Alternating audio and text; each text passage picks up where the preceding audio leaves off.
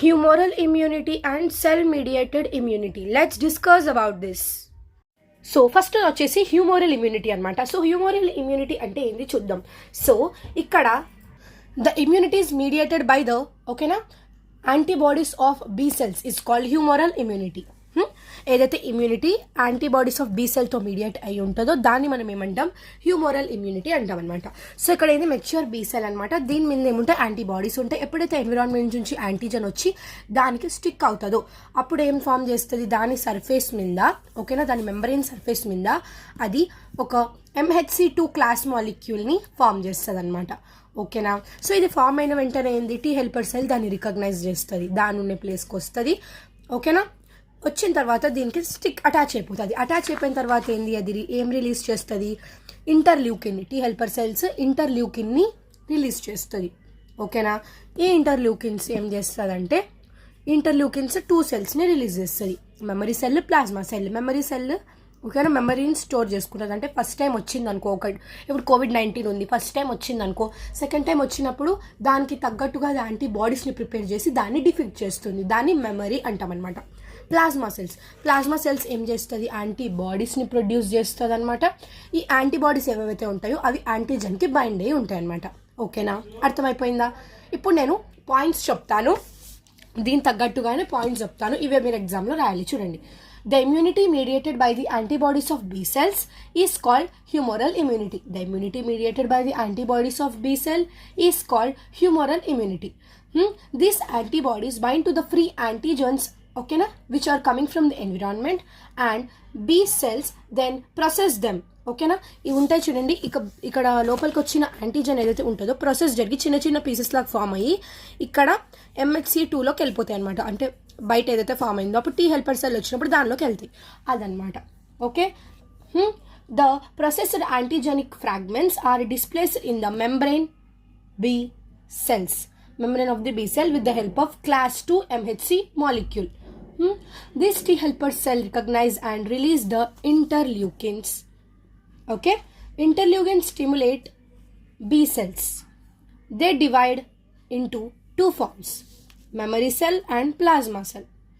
Plasma cell release antibodies. These antibodies bind to the antigens. Ante anamata. Next, cell mediated immunity. The immunity mediated by the T cells natural killer cell is known as cell mediated immunity. ఏదైతే immunity T helper సెల్స్కి mediate అయిందో ముందేంది humour immunity అంటే the immunity mediated by the antibodies of B cells, దాన్ని humoral immunity అంటాం.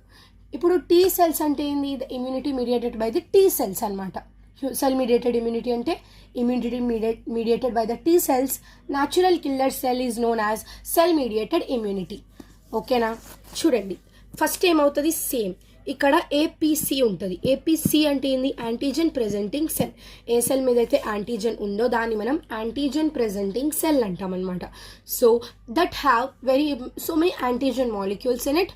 Okay, దాని పైన ఉంటాయి. When ever it is okay, దాని మీదకి ఏమొస్తుంది, యాంటీజన్ వస్తుంది. ఈ యాంటీబాడీ నుంచి యాంటీజన్ లోపలికి వెళ్తుంది. ఓకేనా.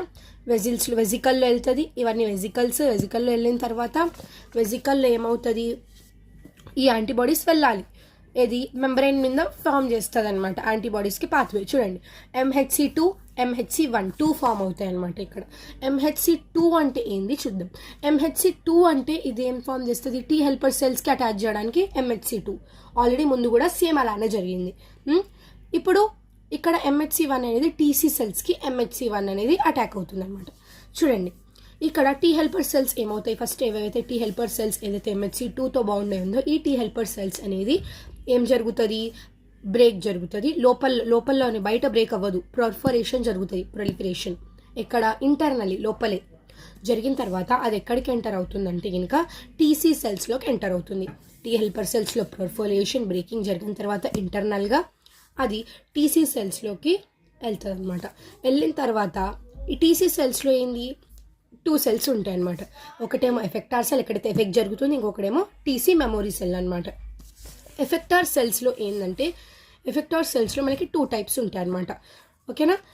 పర్ఫోరిన్స్, గ్రాన్జైమ్స్ ఇందులో ఉంటాయి ఎఫెక్టార్ సెల్స్లో. పర్ఫోరిన్స్ ఏం చేస్తాయి, ఇన్ఫెక్షన్ సెల్స్ మెంబ్రెయిన్ మీద పోర్స్ ఫామ్ చేస్తుంది అనమాట. గ్రానాజైమ్స్ ఏం చేస్తుంది, ఇన్ఫెక్టెడ్ సెల్స్ లోపల ఎంటర్ అవుతాయి. అంటే ఇవేవైతే పోర్స్ ఫామ్ చేస్తాయో దాని ద్వారా ఈ గ్రానాజైమ్ ఇన్ఫెక్టెడ్ సెల్స్లోకి వెళ్ళి దాన్ని అపాప్టోసిస్ చేస్తుంది అనమాట. అంటే ఏం చేస్తుంది, డెస్ట్రాయ్ చేసేస్తుంది.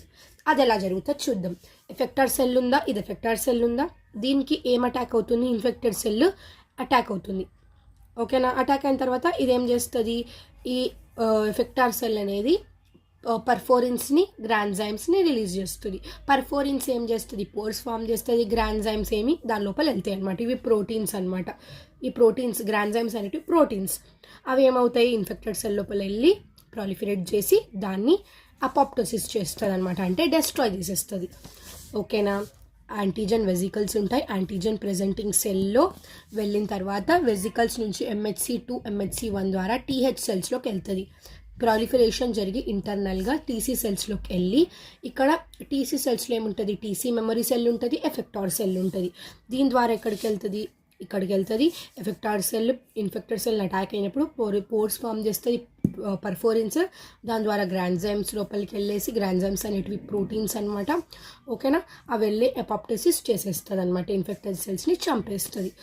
మీకు ఒక క్వశ్చన్ అడుగుతా, చెప్పండి. క్యాన్సర్ సెల్ ఏదైతే ఉంటుందో అది అపాప్టోసిస్ చూపిస్తుందా చూపియదా, కమెంట్ చేయండి. ఓకేనా. అలానే ఈ వీడియో మీకు నచ్చినట్టయితే లైక్ చేయండి, షేర్ చేయండి, సబ్స్క్రైబ్ చేయండి. ఓకేనా.